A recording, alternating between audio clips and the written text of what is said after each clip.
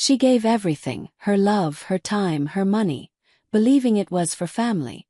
For 30 years, Grace Martinez paid her son's bills, covered his debts, and financed his dreams. But when she finally said no, her own children turned against her. They called her paranoid. They said she was losing her mind. And they took her to court, to steal the very life she had built for them. This is not just the story of a mother betrayed. It's the story of a woman who refused to be silenced. A story about freedom, dignity, and the price of love. Because sometimes, the people who claim to love you are the ones who'll fight hardest to keep you chained. When love turns into greed, and family becomes the enemy, one woman must prove she's not insane, just done being used. When I picked up the phone to ask my son Martin what time his wedding would be, my daughter-in-law Diane looked me straight in the eyes and said with a cold smile, "Oh, we already got married yesterday. We only invited special people." The words hit me like a bucket of ice water. Special people. Me, the woman who, for 3 years, had paid their $500 rent every single month, who had bought every piece of furniture in their home, who had filled their refrigerator when they didn't even have enough to eat. I wasn't a special person. I just stood there in the living room of my own house, holding the phone as if it weighed 1,000 pounds, watching my son avoid my eyes while Diane made herself comfortable on the sofa I had bought for them. The pink dress I had chosen for their wedding hung uselessly in my closet, along with the new shoes and the illusion of being part of the most important day in my only son's life. I had spent $200 on that dress, imagining how beautiful I would look in the wedding photos. Photos I would never appear in. For weeks, I had been planning every detail. I had set aside extra money to give them $1,000 as a wedding gift. I had called my sister in Mexico to share the good news. I had cleaned my house from top to bottom, thinking maybe they would come celebrate with me after the ceremony. All of that collapsed in a second with those 4 poisoned words. Only special people. Finally, Martin looked up and said in a rehearsed voice, "Mom, it was something intimate, very small. Just the 2 of us and the witnesses." But I knew it was a lie. I saw the photos on social media. I saw Diane's parents posing proudly next to the newlyweds. I saw her brothers raising their glasses of champagne.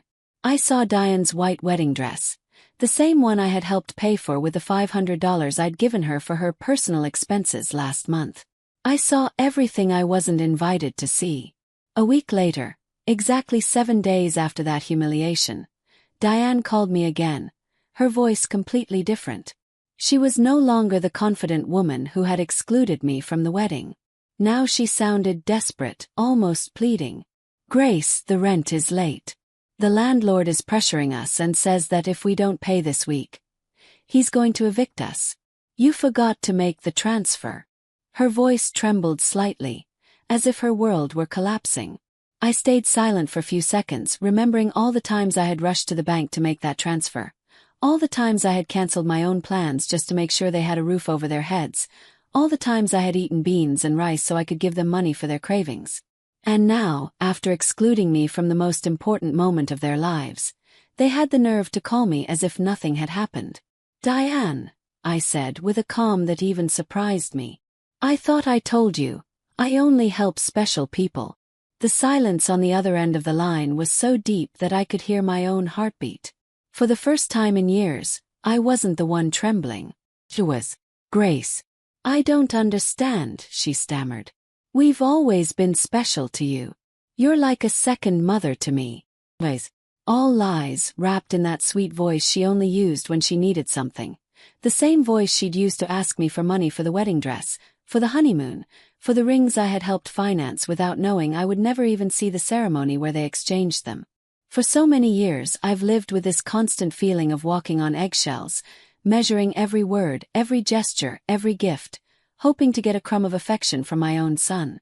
I've been the perfect mother, the accommodating mother-in-law, the silent provider who never complained when they treated me like I was invisible. But that phrase, "only special people," awakened something in me that had been asleep for far too long. I mentally calculated how much money I had spent on them over the last 3 years. Between rent, food, gifts, emergencies, and whims, more than $20,000. Money that I had taken from my pension, my savings, the funds my late husband had left so that I could live peacefully in my later years. And all for what? To be treated like a stranger on my own son's wedding day. That night, after hanging up the phone, I sat on my bed and cried. But they weren't tears of sadness.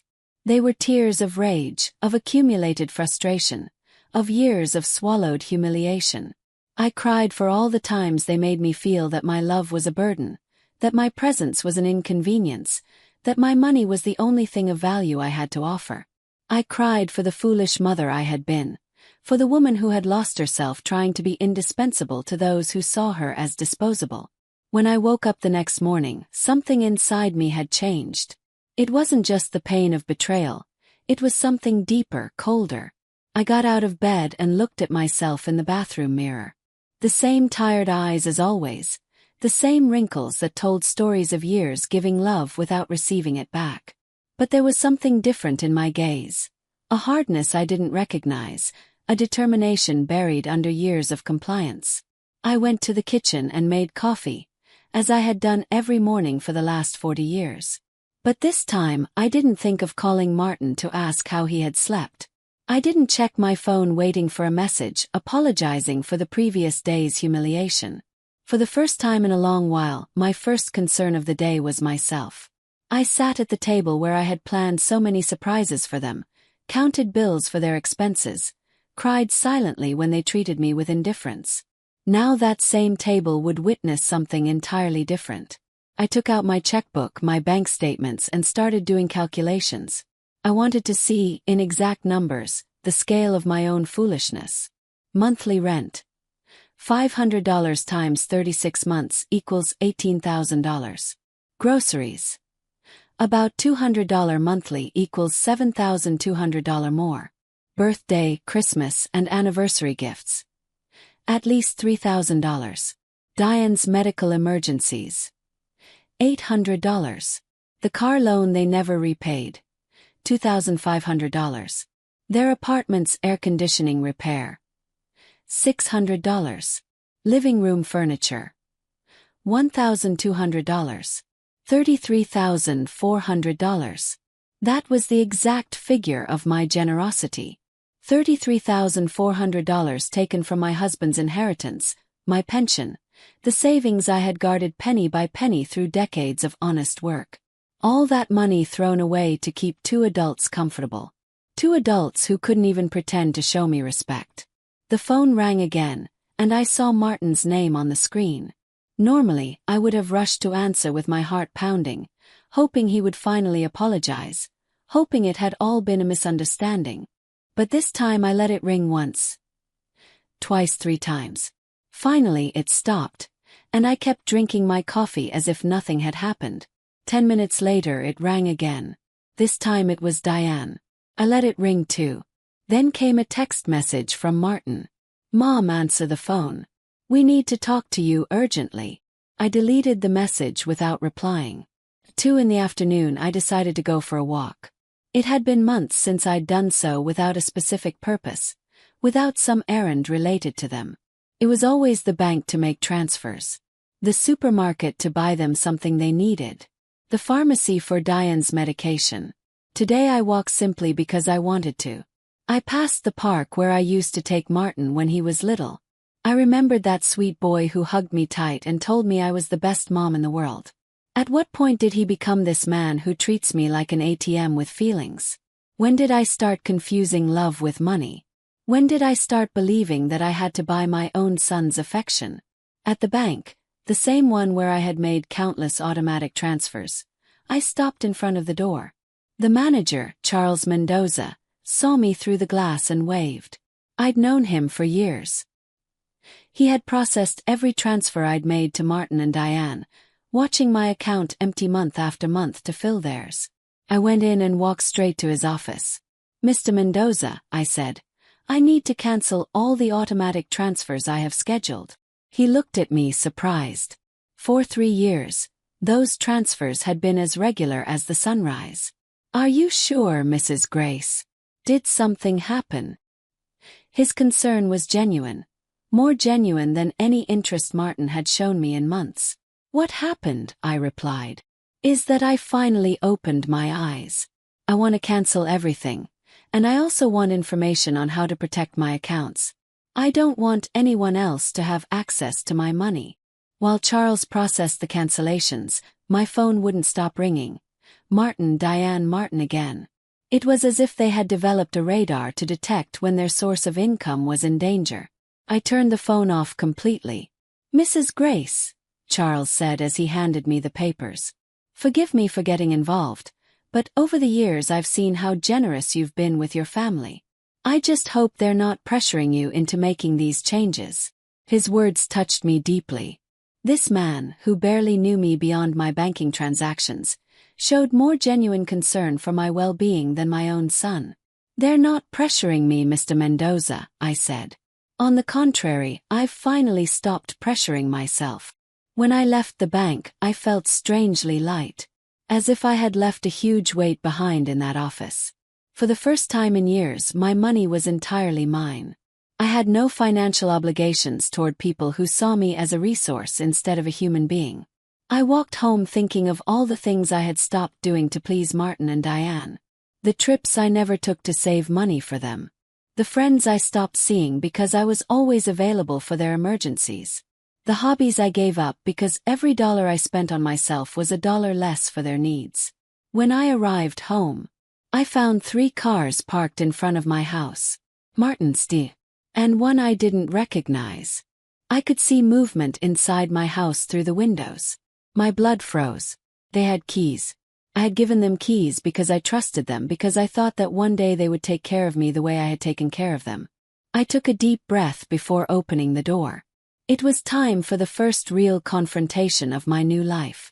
I opened the door to my house and found a scene I would never forget. Martin was sitting on my sofa with his head in his hands. Diane was pacing from one side to the other like a caged lioness. And there was an older man I didn't know going through papers on my dining table. My papers, my personal documents. What is going on here? I asked with a voice that came out louder than I expected. All 3 looked at me as if I were the intruder in my own home. Diane was the first to speak, and her voice carried that desperate urgency I had already heard over the phone. Grace, thank God you're here. We need to talk. Mr. Ramirez is from the law firm where we consulted about your situation. My situation? The question left my lips with a calmness that surprised even me. What situation? I am perfectly fine. Martin finally lifted his head and looked at me with those eyes that had once belonged to an innocent boy. Eyes that now only reflected financial panic. Mom, we went to the bank and they told us you canceled all the transfers. Mr. Charles said you also blocked our access to your accounts. We don't understand why you did that. Mr. Ramirez, a man in his 50s wearing a gray suit and a smile that didn't inspire any trust, approached me with his hand extended. Mrs. Grace, I'm Fernando Ramirez, attorney specialized in family law. Your children are worried about your mental well-being and asked me to evaluate the situation. I didn't shake his hand. Instead, I went straight to my dining table and gathered all my documents that he had been reviewing without my permission. These are my private papers, I said firmly. You have no right to go through them without my authorization.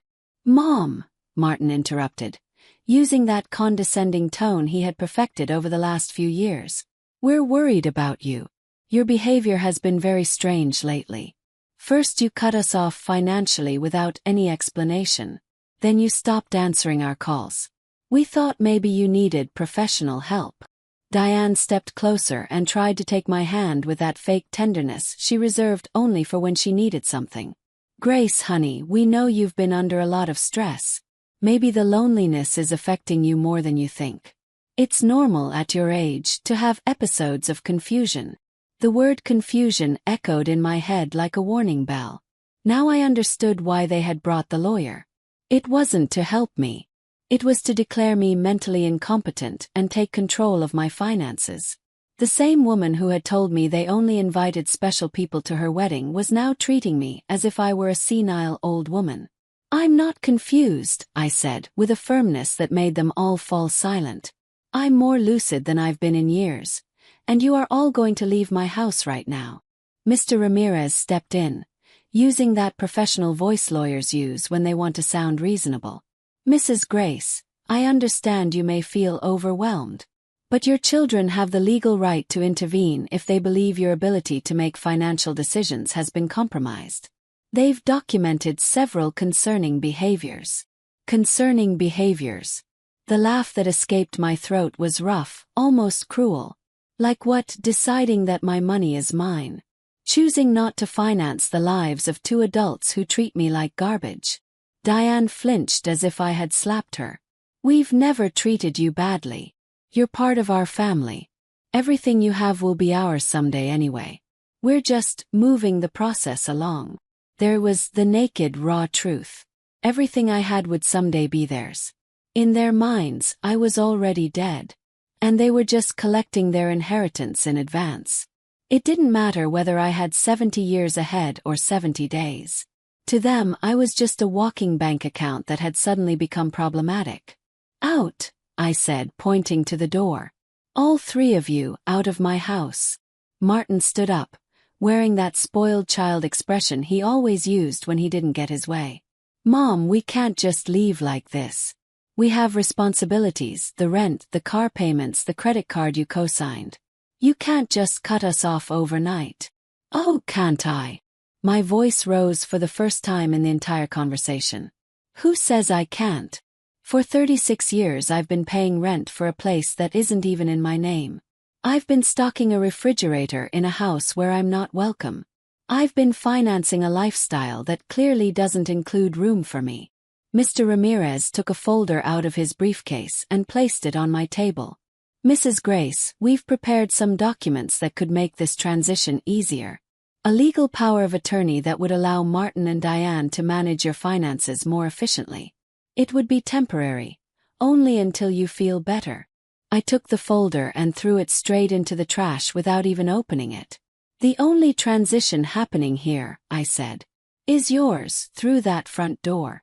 Diane began to cry, but they weren't tears of sadness. They were tears of frustration, of bottled-up rage. You can't do this to us, Grace. We were counting on you. We've made plans based on your support. We bought things, we made financial commitments because we knew we could rely on you. Commitments based on my money, I replied coldly. Not on my well-being. Not on my happiness. Not on my company. Only on my money. And now that I've decided my money has a better use in my own life, suddenly I'm a confused old woman who needs legal supervision. Martin tried to approach me, but I stepped back. He was no longer the little boy who used to run into my arms when he had nightmares. He was a 35-year-old man who saw his mother as an obstacle between himself and a comfortable life funded by someone else. Mom, we've made mistakes, he said, in a voice trying to sound repentant. The wedding was a misunderstanding. Diane was nervous, I was under pressure. We can fix this if you just go back to being reasonable. Reasonable. The word tasted bitter in my mouth. Being reasonable meant continuing to pay for their lives while being treated like a stranger. It meant pretending it didn't hurt to be excluded from the most important day of my only son's life. Mr. Ramirez gathered his papers with the efficiency of someone accustomed to having his offers rejected. Mrs. Grace, he said, this isn't over. Your family has legal options.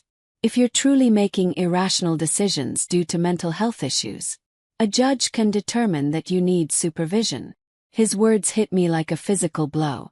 I realized this wasn't just a visit of family manipulation. It was a real legal threat. They wanted to declare me incompetent to manage my own affairs.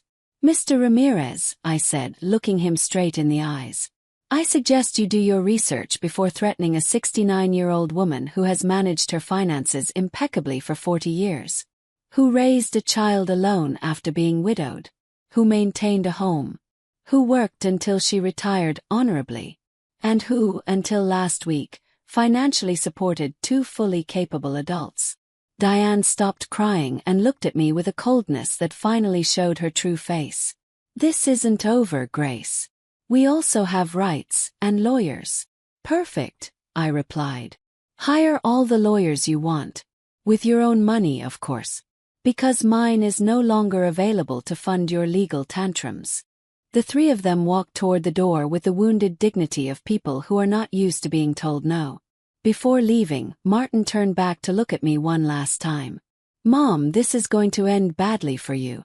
You'll end up alone, with no one to take care of you when you really need it.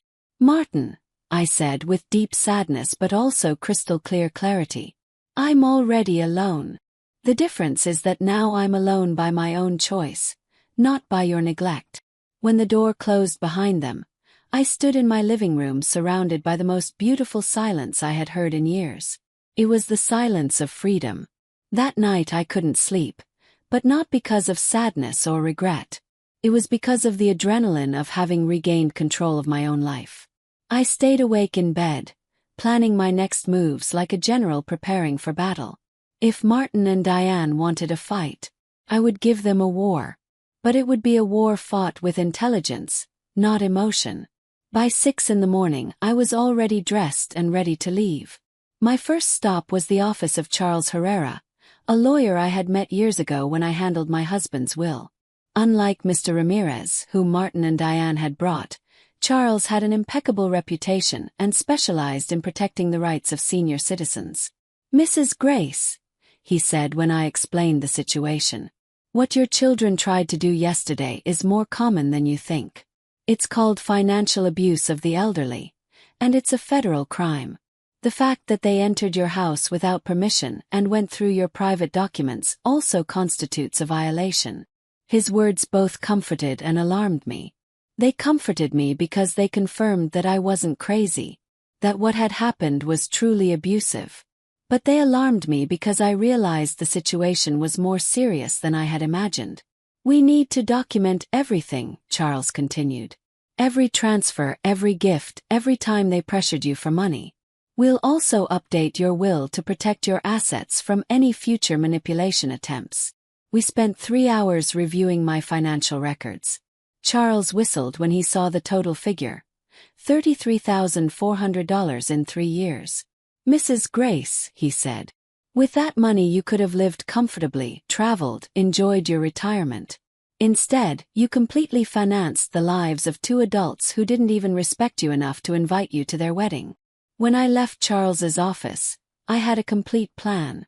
First, I would change every lock in my house. Second, I would install a security system with cameras to protect myself from any future surprise visits. Third, I would open a new bank account in a different bank, one where they had no contact or access. And fourth, I would start living the life I had been postponing for years. My next stop was the hardware store. The owner, Mr. Raoul, had known me for years because I was always buying things to fix Martin and Diane's apartment. This time was different. Mrs. Grace, what brings you here today? Another emergency at your son's place? He asked with the friendly familiarity of someone who had silently witnessed my wasted generosity. No, Mr. Raoul, this time it's for my own house. I need to change all the locks, and I want the best quality ones you have. He looked surprised but didn't ask questions. While I was choosing the locks, his son Fabian, who worked installing security systems, came in. It was Providence in action. Fabian, I said. I also need to install security cameras. The full system. Price is not an issue. While they prepared everything for installation the next day, I received a call from an unknown number. It was Diane, calling from someone else's phone because I had blocked her number after yesterday's confrontation. Grace, it's Diane. Please don't hang up. We need to talk like civilized adults. Talk, I said curtly. Look, I understand that you're upset about the wedding. It was a mistake. Martin and I have talked and we want to make it up to you. What do you think if we organize a special dinner to celebrate our marriage with you? We can do it at your house, cook together like before. The manipulation in her words was so obvious it almost made me laugh. Diane, I said. How much rent do you owe exactly? The silence on the other end confirmed I had hit the mark. Well, it's 2 months. 1,000 in total. But that's not why I'm calling, Grace. We really miss having you in our lives. Do you miss me, or do you miss my money? Ask directly. Both, she replied with an honesty that surprised me. Grace, I won't lie to you. Yes, we need your financial help. But we also love you. You're important to us.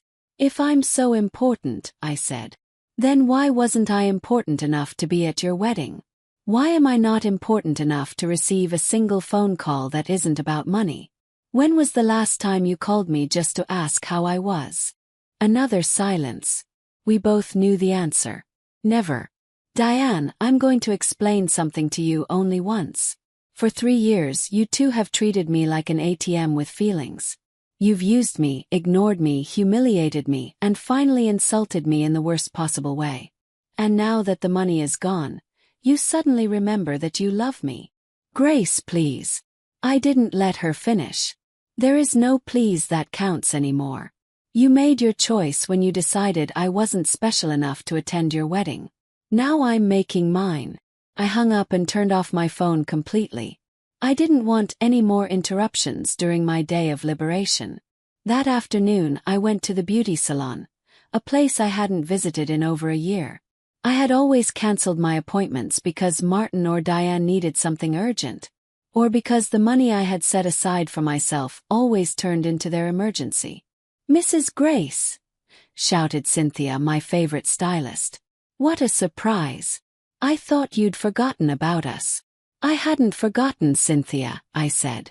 I had just forgotten that I also deserved to be cared for. I got the full treatment: haircut, color, manicure, pedicure. For the first time in years, I spent money on myself without feeling guilty. While Cynthia worked on my hair, she told me about her life, her kids, her dreams. It was refreshing to have a conversation that didn't revolve around Martin and Diane's needs. You look beautiful, Mrs. Grace, she said when she finished. But more than that, you look free. Did something good happen? Yes, Cynthia, I smiled. I finally learned to say no. When I got home that afternoon, there was a car parked in front of my house that I didn't recognize. My heart raced for a moment, thinking maybe Martin and Diane had returned with reinforcements. But when I got closer, I saw it was an older woman sitting on the steps of my porch. Mrs. Grace? She asked as I got out of the car. Yes, that's me. Can I help you? I'm Renata Vasquez. I live in the house next door. We've been neighbors for years, but we've never really had the chance to talk. Yesterday I heard very loud voices in your house and I got worried. Is everything all right? Her genuine concern touched me deeply. Here was a stranger showing more interest in my well-being than my own son ever had. Come in, Mrs. Renata. I'll make you some coffee and tell you a story you won't believe. While I brewed the coffee, I told her the whole situation. Renata listened without interrupting, nodding from time to time. When I finished, her eyes were full of tears. Mrs. Grace, she said, you did the right thing. I went through something similar with my daughter 5 years ago. I also thought it was my duty to finance her adult life. I also believed that if I didn't give her money, she wouldn't love me. What happened? Yes. I cut off the money when I realized she only called me when she needed something. First, it was terrible. They threatened me, emotionally blackmailed me, tried to make me feel guilty. But after 6 months, my daughter called to truly apologize. Now we have a real relationship, based on love, not money. Her words gave me hope and confirmed that I had made the right decision. Do you think Martin and Diane will ever understand? Yes. Yes, maybe no, she replied honestly. But that's no longer your responsibility, Mrs. Grace. Your responsibility now is to live your own life. That night, for the first time in 3 years, I went to bed without worrying whether Martin and Diane had money for rent, food, or their whims. I went to bed thinking about myself, my plans, my future. And I slept better than I had in years. The next day, Fabian and Mr. Raoul arrived at 8 in the morning to change the locks and install the security system. While they worked, my phone wouldn't stop ringing from unknown numbers. Diane kept trying to contact me from different phones. But I had developed a new skill. Completely ignoring calls that didn't serve me. Mrs. Grace, said Fabian as he installed the cameras. This system will give you total peace of mind. You can see who comes to your house right from your phone, even when you're not here.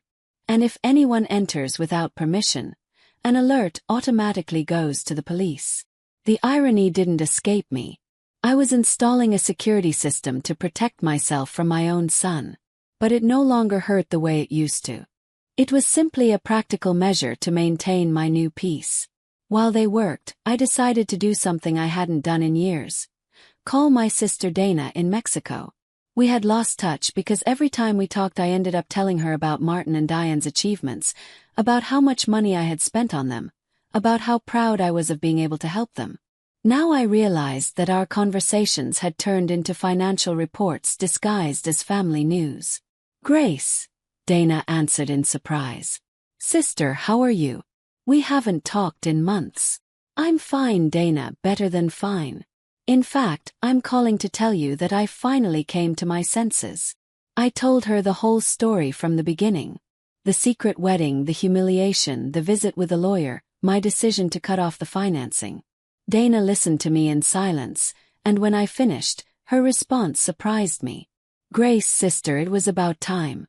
Every time we talked, it broke my heart to hear you brag about how much money you had given them, as if love were measured in dollars. I wanted to tell you something, but I didn't know how." "What did you want to tell me?" "That Martin never spoke about you with affection when I saw him at family gatherings. It was always, 'My mom helped me with this,' or 'My mom bought me that,' but never 'I miss my mom,' or 'I love my mom very much.' It was as if you were a service, not a person." Her words hurt me, but it was a necessary pain, like when the doctor cleans an infected wound. It hurts, but it's part of healing. "Do you know what else struck me?" Dana continued. "Diane always talked about you in the future tense. When Grace is no longer here, we're going to be able to remodel her house. Or when we inherit, we're going to invest in the business. As if they were waiting for you to die in order to start really living." That revelation hit me like a bucket of cold water. Not only did they see me as an ATM, but as a temporary obstacle between them and their money. While I was exhausting myself trying to make them happy, they were planning their future without me. After hanging up with Dana, I sat in my kitchen processing all this information. 45 years of marriage to a man who truly loved me. 35 years raising a son alone after being widowed. And 3 years financing 2 adults who saw me as a millionaire hindrance. The doorbell rang, and on the new cameras I saw it was Renata with a cup in her hands. I opened the door and she handed me freshly made coffee.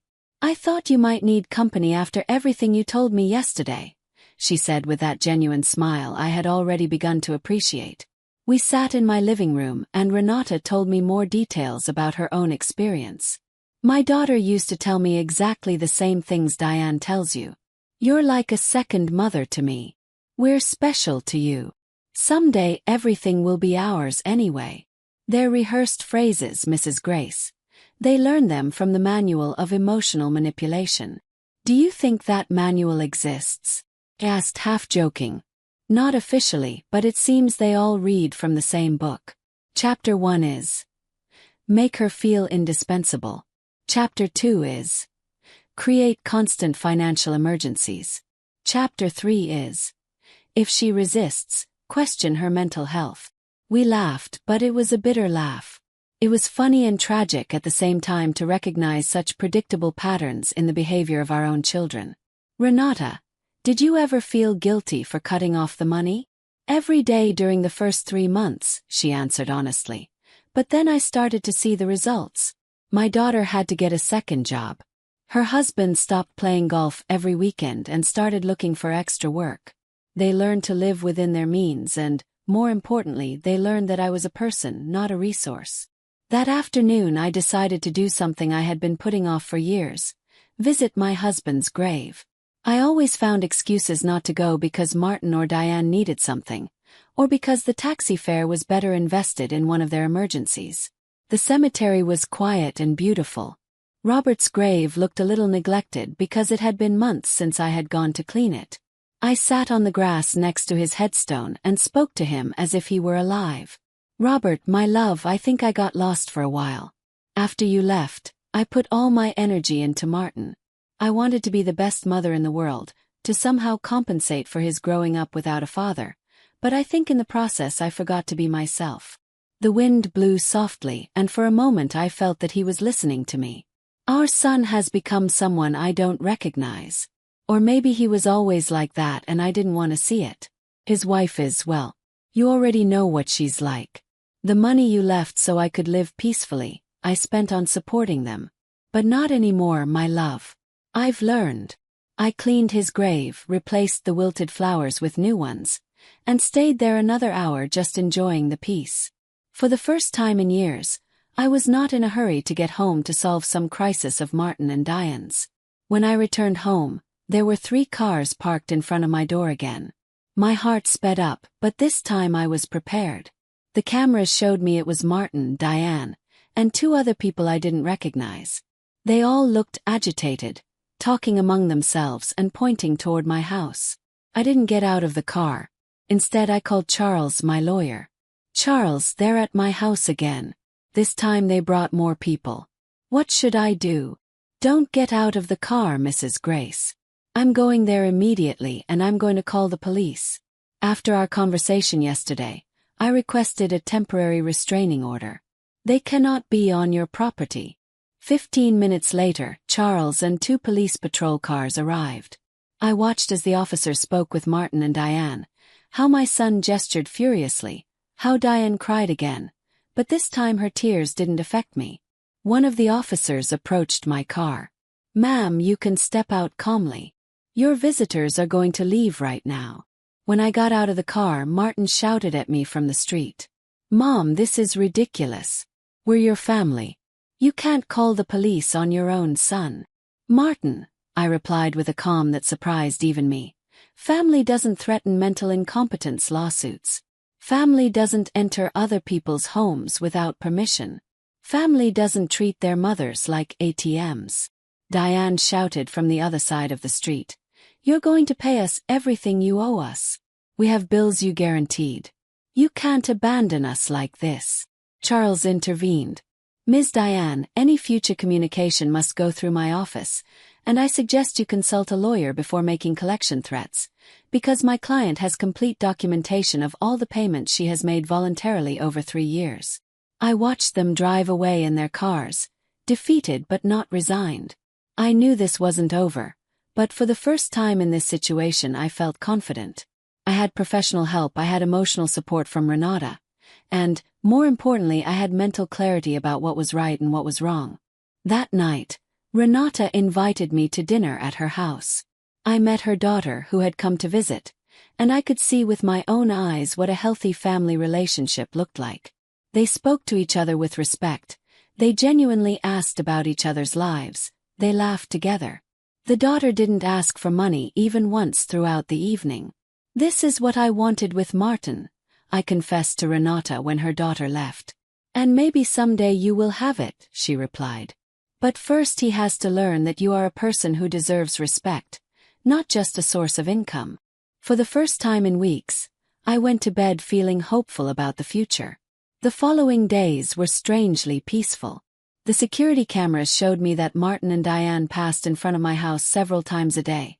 Sometimes slowly, sometimes parking for a few minutes, but without getting out. It was as if they were studying my routine, looking for the perfect moment for their next move. Charles had advised me to document each of these visits, so I kept a detailed log with dates and times. Their persistence will work in our favor, he had told me. Every time they show up after we told them not to approach, it strengthens our case for a permanent restraining order. On Friday morning I was having a quiet breakfast when the doorbell rang. The cameras showed me a very well-dressed young woman, with a folder in her hands and a professional smile. I didn't recognize her, but something in her posture told me this wasn't a social visit. "Good morning, Mrs. Grace," she said when I opened the door. "I'm a social investigator from the Department of Senior Services. We received a report that you might be at risk, and we need to do a wellness check." My blood ran cold. Martin and Diane had escalated the situation. It wasn't just private lawyer threats anymore. Now they had involved the government. "May I see your identification?" asked, trying to stay calm. Of course. She showed me an official ID that looked legitimate. I'm social worker Rachel Mendez. May I come in to speak with you? I let her in because I knew refusing would have been worse for my case. Rachel sat in my living room and took a form out of her folder. Mrs. Grace, we received reports that you have had significant changes in your financial behavior, that you have cut off communication with your family, and that you have shown signs of paranoia by installing unnecessary security systems. We were also informed that you have rejected medical and legal help from your loved ones. Every word had been carefully chosen to make me sound like an unbalanced old woman. I recognized Diane's hand in the wording. She had always been skilled at manipulating language to get what she wanted. Ms. Rachel, I said with all the dignity I could muster, I would like to call my lawyer before answering any questions. Ma'am, this isn't a legal interrogation, she said. It's a wellness evaluation. If you have nothing to hide, there should be no problem talking with me. The phrase, if you have nothing to hide, made me angry. It was the same logic abusers used to justify their invasions. If you're innocent, you shouldn't complain about having your privacy violated. Miss, I'm going to call my lawyer. You can wait here or come back another day, but I'm not answering questions without legal representation present. I called Charles, and he arrived in 20 minutes. When he entered and saw the social worker, his expression hardened. Miss Mendez, he said after checking her identification. I hope you have a court order to be here, because my client is under my legal representation, and any unauthorized evaluation constitutes harassment. Sir, Rachel replied with less confidence than before. We have reports from family members concerned about the lady's well-being. It's our duty to investigate. What family? Charles asked dryly. The same family that tried to make her sign a legal power of attorney without representation. The same family that entered her house without permission and went through her private documents. The same family that excluded her from important events while living off her money. Charles pulled a folder from his briefcase and set it on the table. Here I have full documentation of financial and emotional abuse toward my client. $33,400 withdrawn from her accounts in 3 years. Systematic social exclusion, and emotional blackmail. If anyone needs to be investigated here, it's not my client. Rachel looked through the documents with growing discomfort. It was obvious that the information she'd been given didn't match the reality in front of her. Mrs. Grace, she finally said, can you explain why you decided to cut off financial support to your son so abruptly? Because I discovered they were using me, I answered simply. Because I realized that to them I wasn't a mother, I was a bank account. Because I got tired of financing the lives of people who saw me as a burden. But don't you think it's your responsibility to help your family? The question outraged me. Miss Rachel, my responsibility as a mother was to raise my son until he was 18. To educate him and give him the tools to be an independent adult. My son is 35, married, and fully capable of supporting himself. Financing his adult life isn't my responsibility. It's my choice. And I chose to stop. Charles intervened. Miss Mendez, would you consider it normal for a 35-year-old adult who can't pay his own rent without help from his 69-year-old mother? Rachel didn't answer immediately. I could see she was re-evaluating the whole situation. Mrs. Grace, she asked after a moment, do you handle your own finances? Completely. I can show you my account statements, my investments, my tax payments. Everything is up to date and in order. Do you live independently? As you can see, I keep my home clean, I take care of myself physically, I drive my own car, I maintain healthy social relationships with my neighbors. Do you take any medication? Only vitamins and supplements. I have no medical conditions requiring medication. Charles added.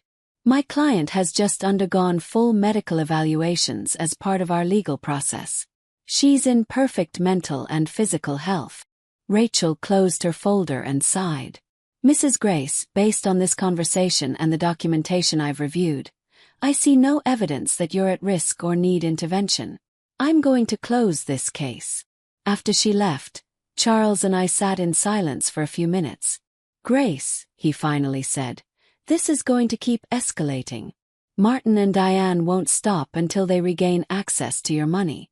We need to prepare for their next move." That afternoon, while reflecting on the social worker's visit, I realized something important. I no longer felt like a victim. I felt like a woman who had taken control of her life and was willing to defend it. I called Dana to tell her what had happened. "Grace, sister," she said after listening to everything. "Do you know what impresses me most about this story? It's not how badly Martin and Diane behaved.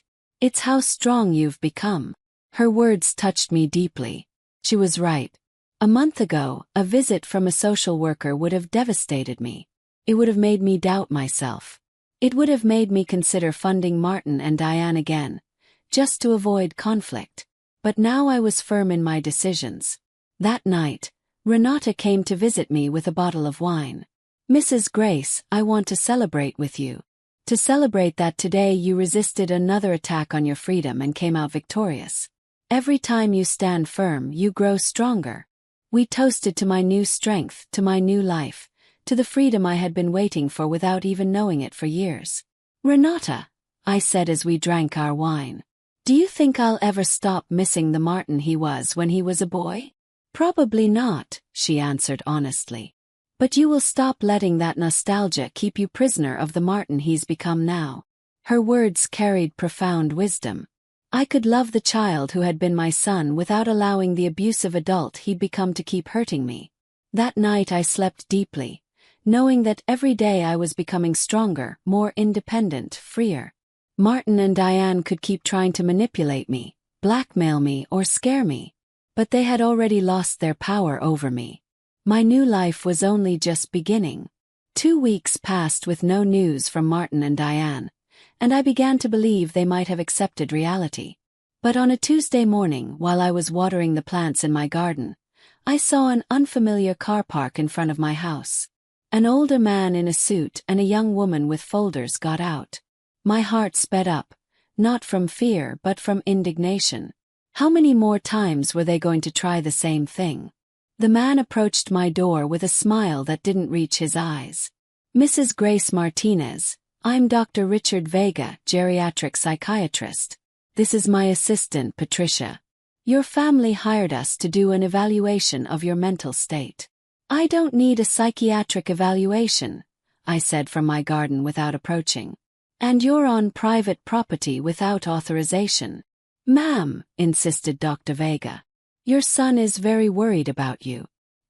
He says you've had drastic personality changes, irrational behavior with money, and episodes of paranoia. A simple evaluation could resolve all these concerns." Patricia added in a syrupy voice, "It's just a conversation, Mrs. Grace. If you're fine as you say, the evaluation will confirm it, and your family will be at peace." I recognized the tactic immediately. It was the same one Diane had used. If you have nothing to hide, you shouldn't have a problem. But I was no longer the same naive woman I had been a month ago.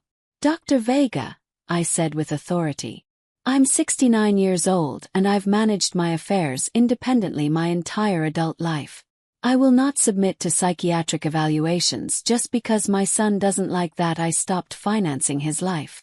"Ma'am, we understand your resistance," said Patricia, using that condescending tone people reserve for small children. "But the evaluation is for your own good." My own good. The laugh that escaped my throat was bitter. Do you know what was for my own good? Stopping paying the rent of 2 adults who treated me like garbage. Do you know what else was for my own good? Installing cameras to protect myself from relatives who enter my house without permission. At that moment, Charles arrived in his car. When Dr. Vega and Patricia saw him, they exchanged uneasy glances. "Dr. Vega," said Charles after getting out, "I hope you have a court order to be here, because otherwise you're violating the restraining order we have against my client's family." "We're not family," the doctor replied defensively. "We're mental health professionals hired by concerned relatives." "Hired by relatives who are under a restraining order from my client," Charles replied sharply. What you're doing is called harassment by proxy, and it's equally illegal. Charles took out his phone and called the police. Officer, I need you to come remove 2 individuals from my client's property. They are violating a restraining order. While we waited for the police, Dr. Vega tried to justify his presence. Mrs. Grace, your son showed us worrying evidence. Unpaid medical bills, stockpiled medications, erratic financial behavior. Doctor, I interrupted. My son lied to you. I have no unpaid medical bills because I'm not sick. I have no stockpiled medication because I don't take any, and my behavior with money is perfectly rational. I simply stopped giving it away to people who mistreated me. But ma'am, Patricia insisted. Your family says you threatened to disinherit them completely, that you've changed your will without consulting anyone. Of course I changed my will. My voice rose for the first time in the whole conversation. Why would I leave my inheritance to people who exclude me from the most important moments of their lives? Why would I reward abuse with money? 2 police patrol cars arrived, and Officer Johnson, who already knew the situation from previous visits, approached Dr. Vega. Doctor, I need you to leave this property immediately. This lady has an active protection order. Officer, we're health professionals. We're not breaking any law. Yes, you are, Charles intervened. You're here as representatives of people who are forbidden to approach my client. This is indirect harassment. Dr. Vega and Patricia left grumbling. But before getting into their car, Patricia shouted, Mrs. Grace, your family only wants to help you. Don't let them isolate you from the people who love you. The people who love me don't try to declare me insane to steal my money. Shouted back. After they left, Charles and I sat in my living room to plan the next step. Grace, this has gotten out of control, he said. Martin and Diane are spending money they don't have, hiring professionals to try to have you declared incompetent. That means they're desperate. What else can they do? Yes. They could attempt a legal incompetency trial. It's expensive and hard to win.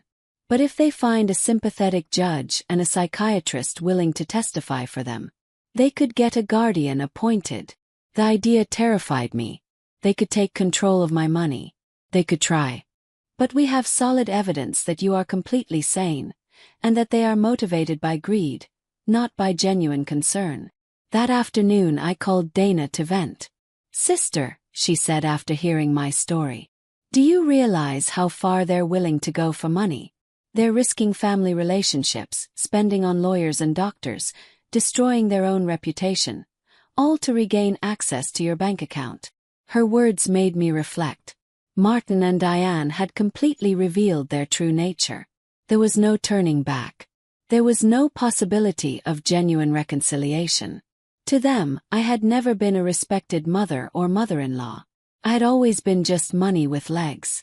That revelation, though painful, was also liberating. I no longer had to wonder whether I was making the right decision. I no longer had to feel guilty for protecting myself. They themselves had proven that my emotional and physical well-being mattered less to them than my money.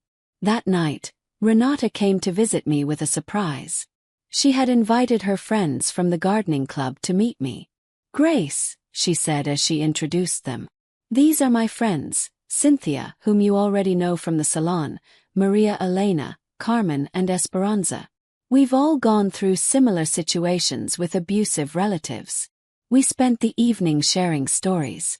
Maria Elena had had to set boundaries with a brother who constantly asked to borrow money. Carmen had cut ties with a daughter who only visited when she needed cash. Esperanza had to change her will after discovering her grandchildren saw her as their retirement plan. What hurts the most, I confessed, isn't losing the money I gave them. It's realizing that I never had the love I thought I had. Grace, said Esperanza, with the wisdom of her 80 years. True love cannot be bought or sold. If you had to pay for it, it was never real. Her words were like balm for my wounded soul. She was right. I had been buying attention, not love. I had been financing an illusion. Do you know what I've discovered? I told my new friends. That the loneliness of being surrounded by people who don't love you is worse than the loneliness of being alone. At least now, when I'm alone, I'm in good company. They all laughed, and we toasted to our new wisdom. That night, after my new friends left, I sat in my garden thinking. The stars shone brighter than ever, or maybe I was just seeing them with clearer eyes. For the first time in my adult life, I was completely financially independent. I had no dependents, no financial responsibilities for anyone but myself. And instead of frightening me, that reality excited me. I could travel if I wanted. I could remodel my house. Could buy nice clothes. I could donate to charities that mattered to me. I could invest in my own future instead of financing the present of ungrateful people. Freedom tasted like hope. And for the first time in years I felt like planning my future. A month after the psychiatrist's visit, I thought I had finally won the war. I had settled into a beautiful routine. Quiet breakfasts with the newspaper. Tending my garden. Lunches with Renata or one of my new friends. And afternoons devoted to activities I had abandoned for years. I had taken up painting again, something that had always been my passion before becoming Martin and Diane's personal financier. But one Thursday morning, while painting flowers on my new easel, Charles arrived at my house with a somber expression that froze my blood. "Grace, we need to talk. Martin and Diane have filed a formal petition for mental incompetence in family court. They're requesting that a legal guardian be assigned to you." The words fell on me like stones. I had known it was a possibility, but hearing it aloud made it terrifyingly real. That means they could take control of my money. If a judge determines that you lack capacity to manage your affairs, yes, they could appoint Martin as your legal guardian, which would give him total control over your finances. I sat heavily on my sofa, feeling the weight of the deepest betrayal I had ever experienced. My own son was trying to have me legally declared incompetent to steal my money. Charles, what evidence could they possibly have? You've seen yourself that I'm perfectly sane. They have statements from 3 witnesses who claim to have seen you behaving erratically. They also submitted medical bills they say you haven't paid and medications you're allegedly hoarding without taking. But that's a lie. I have no unpaid medical bills and no stockpiled medicine. I know, Grace, but they've fabricated convincing evidence. They also included Dr. Vega's statement saying you refused to cooperate with a psychiatric evaluation, which they interpret as proof of mental decline. The manipulation was diabolical. They had turned my refusal to undergo an unnecessary exam into evidence of mental illness. They had used my instinct to protect myself as proof that I needed protection. Who are the 3 witnesses? Charles checked his papers. Diane, of course. A neighbor named George Herrera. And someone claiming to be your pharmacist, Edward Ruiz. George Herrera was the neighbor across the street, a disagreeable man who had always had issues with me because my friends sometimes parked in front of his house. Edward Ruiz was indeed my pharmacist, but I couldn't understand what he might have said against me. "I need to talk to Edward," I told Charles. "Something's not right there." We went together to the pharmacy that same afternoon. Edward greeted me with surprise and nervousness. "Mrs. Grace, what a pleasure to see you. How are you, Edward? I heard you signed a statement saying I behave erratically with my medications." His face turned red as a tomato. "Mrs. Grace, your daughter-in-law came a few weeks ago asking about your prescriptions. She said she was worried because you'd been acting strange." "And what did you tell her?" "I explained that you only buy vitamins and the occasional aspirin, that you don't have regular prescriptions. But she insisted that was proof you weren't taking care of your health properly." Charles stepped in. "Edward, did you sign any document?" She brought a paper that said I confirmed Mrs. Grace had irregular medication purchase patterns. I thought it was for insurance or something like that. I didn't know it was for a lawsuit. My own pharmacist had been tricked into signing something he didn't fully understand.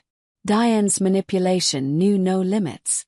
"Edward," I said, "I need you to write a statement explaining exactly what happened, clarifying that I have no issues with medication." "Of course, Mrs. Grace.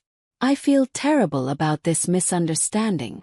After the pharmacy, we went to confront George Herrera. When we knocked, he answered with obvious hostility. "What do you want, Mr. Herrera?" Charles said. "I understand you signed a statement about my client's behavior. And if I did, that woman's crazy. She's been acting weird for weeks. Can you be more specific about what behaviors you've observed? Installing cameras like she lives in a war zone, having strange people visit her at all hours, shouting in the street at her family." I realized George had taken everything out of context. The cameras were for my protection. The strange people were my new friends. The shouting was when I defended my home from Martin and Diane's invasions. "Mr. Herrera," I said, "do you know why I installed the cameras?" "No, and I don't care. To protect myself from my son and daughter-in-law, who entered my home without permission and threatened me." "That's exactly what a crazy person would say," he replied cruelly. There was no reasoning with him. His testimony was based on shallow observations interpreted with malice. That night, Charles and I sat down to plan our defense. "Grace, we need our own psychiatric evaluation. I have a colleague, Dr. Elena Morales, an expert in mental capacity assessments. She can officially confirm that you're completely sane. And what if Martin and Diane bribe the judge? What if none of this matters because they've already decided to declare me incompetent? Grace, the legal system isn't perfect, but it's not completely corrupt either. We have solid evidence of your mental competence and of their financial motives. We're going to fight this." The next day, I went to Dr. Morales's office. She was a woman in her 50s with kind but sharp eyes. "Mrs. Grace, I'm going to ask you a series of questions and tests to assess your mental capacity. Take your time and answer honestly." For 2 hours she asked me about my memory, reasoning ability, financial understanding, and emotional health. She also gave me cognitive tests and asked me to solve math and logic problems. "Mrs. Grace," she said at the end, "your results are far above average for your age. Not only are you mentally competent, your cognitive function is excellent. Doctor, why do you think my family is doing this? Based on what you've told me and the documents I've reviewed, this appears to be a classic case of financial abuse of an elderly person. Unfortunately, it's more common than people think." I left the consultation feeling validated, but also sad. The professional confirmation of my sanity was a relief. But it also confirmed that the legal battle was real and necessary. That afternoon, Renata organized an emergency meeting with all our gardening club friends. When I told them about the incompetency lawsuit, they were all outraged. "Grace," said Maria Elena, "we'll testify for you. We've been with you for weeks, and anyone can see you're perfectly fine." "Better than fine," added Carmen. "You're clearer and stronger than many 40-year-old women I know."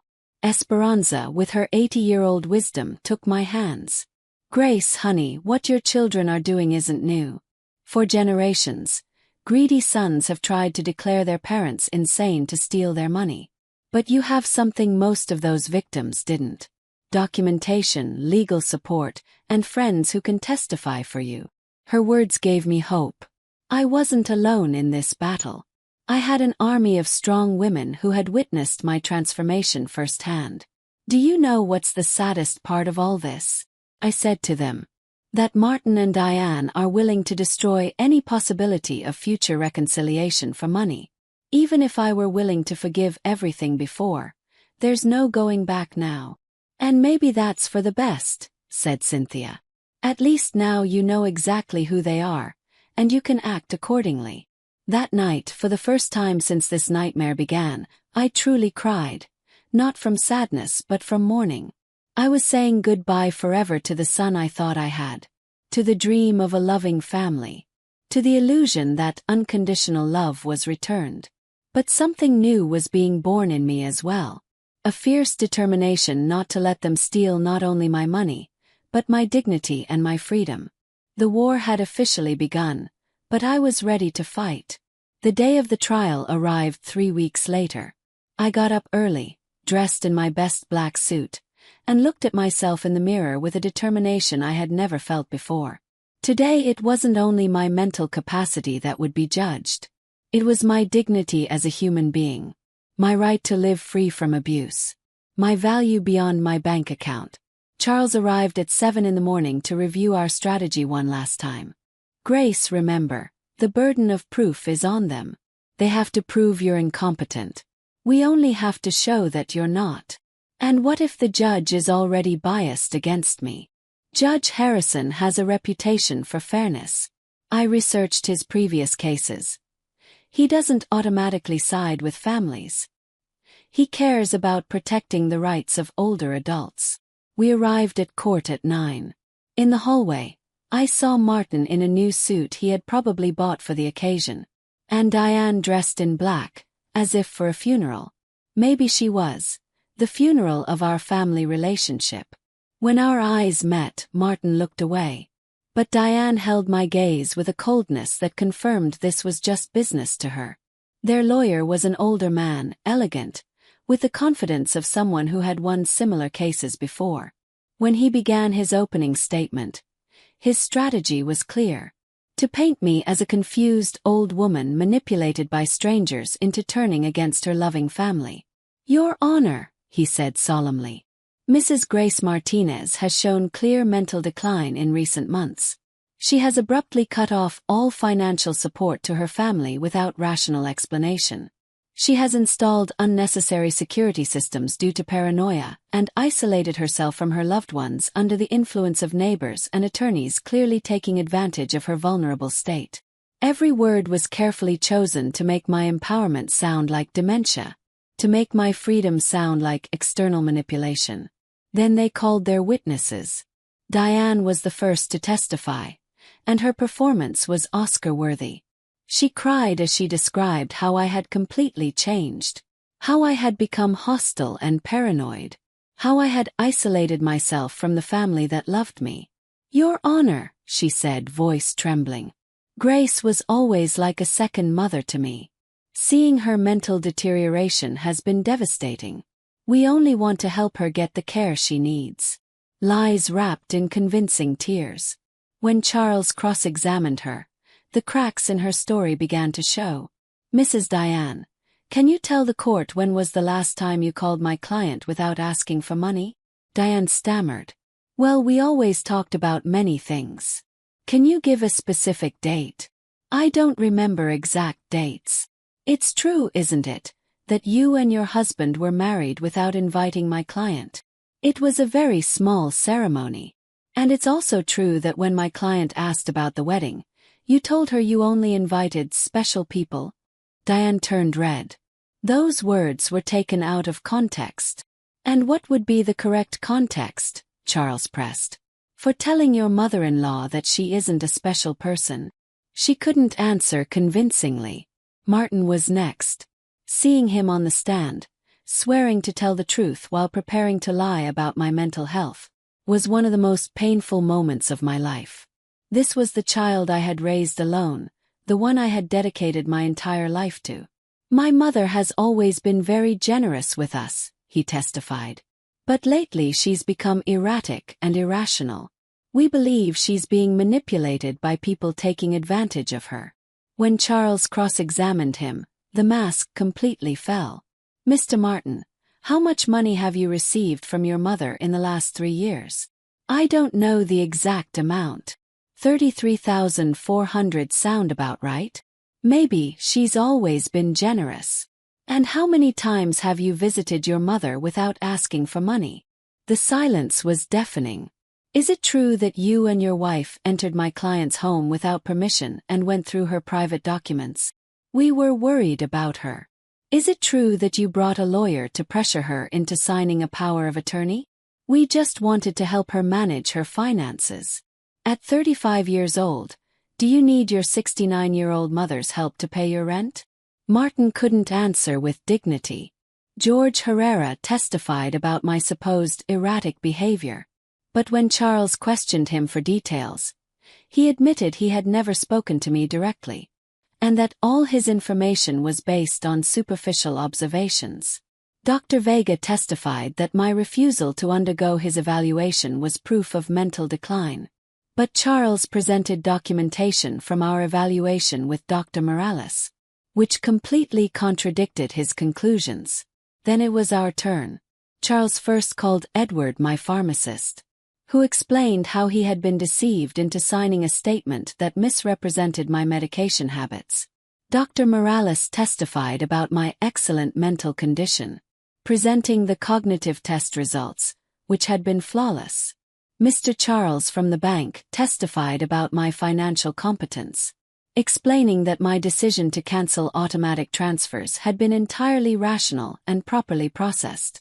Renata and my gardening club friends testified about my lucidity, my new vitality, and my ability to maintain healthy social relationships. Finally, it was my turn to testify.